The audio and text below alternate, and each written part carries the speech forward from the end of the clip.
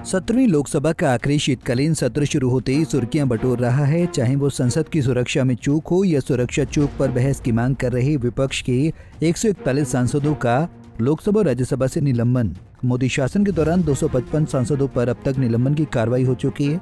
ये मनमोहन सिंह के कार्यकाल के दौरान हुई निलंबन कार्रवाई से करीब 400% से ज्यादा है। हमारे देश को आजाद हुए 76 साल हो गए, लेकिन कई चीजों में हमको अभी आजादी नहीं मिली।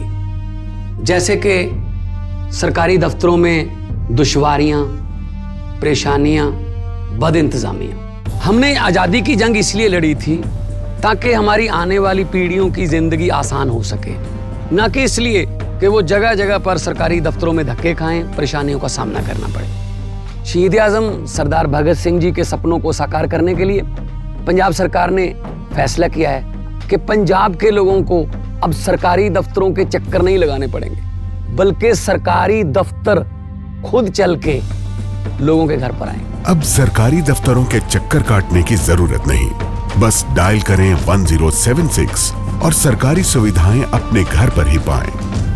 पंजाब की भगवंत मान सरकार आपके द्वार। मनमोहन कार्यकाल के दौरान करीब 59 सांसदों पर निलंबन की कार्रवाई हुई थी, जिसमें कांग्रेस के सांसदों को सबसे ज्यादा निलंबित किया गया था। यहाँ गौर करने वाली बात यह भी है कि मोदी काल में जिन सांसदों पर कार्रवाई हुई है उनमें एक भी बीजेपी का सांसद नहीं है।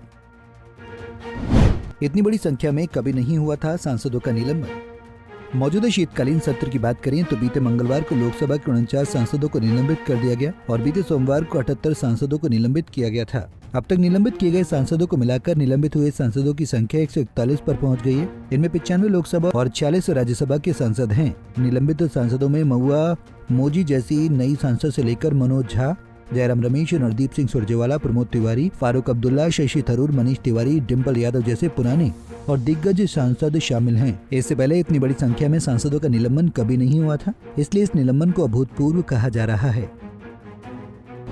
क्या विपक्ष मुक्त संसद देखना चाहती मोदी सरकार? वहीं निलंबन की कार्रवाई के बाद सांसदों ने कहा कि मोदी सरकार विपक्ष मुक्त संसद देखना चाहती है, इसलिए उसने ये कदम उठाया है। विपक्षी सांसदों कहना है कि सरकार अधिनायकवादी रवैया अपना रही है। ऐसा करके मोदी सरकार ने लोकतंत्र का गला घोटा है। दरअसल विपक्षी सांसद संसद में 2 लोगों के घुसाने की घटना के बाद इस पर सदन की बहस की मांग कर रहे थे। संसद में सुरक्षा चूक को लेकर वो प्रधानमंत्री नरेंद्र मोदी की मौजूदगी में गृह मंत्री अमित शाह के बयान की मांग कर रहे थे। कुछ सांसदों ने अमित शाह से इस्तीफा देने की भी मांग की थी। बीजेपी सांसदों के हंगामे की वजह से 2 दिन तक ठप रही संसद की कार्रवाई। स्पीकर ने किसी पर भी नहीं की कोई कार्रवाई। स्पीकर पर लगा सरकार के पक्ष में काम करने का आरोप। मनमोहन सरकार के दौरान सिर्फ 2 बीजेपी के सांसद निलंबित किए गए। इसके उलट मोदी सरकार के कार्यकाल में बीजेपी के एक भी सांसद सदन से निलंबित नहीं किए गए हैं। सदन से जिन 255 सांसदों को निलंबित किया गया है उनमें अधिकांश कांग्रेस के ही सांसद हैं। कांग्रेस के बाद डीएमके, आप और टीएमसी के सांसद सबसे ज्यादा निलंबित हुए हैं। बजट सत्र 2023 के दौरान बीजेपी सांसदों के हंगामे की वजह से संसद की कार्रवाई 2 दिन तक ठप रही, लेकिन इस मामले में स्पीकर ने किसी पर भी कार्रवाई नहीं की। ये पहला मौका था जब विपक्ष की बजाय सत्ता पक्ष की वजह से संसद की कार्रवाई नहीं चल पाई थी। कई बार विपक्ष ने स्पीकर पर भी सरकार के पक्ष में काम करने का आरोप लगाया है। चुनावी साल में निलंबन की कार्रवाई में बढ़ोतरी।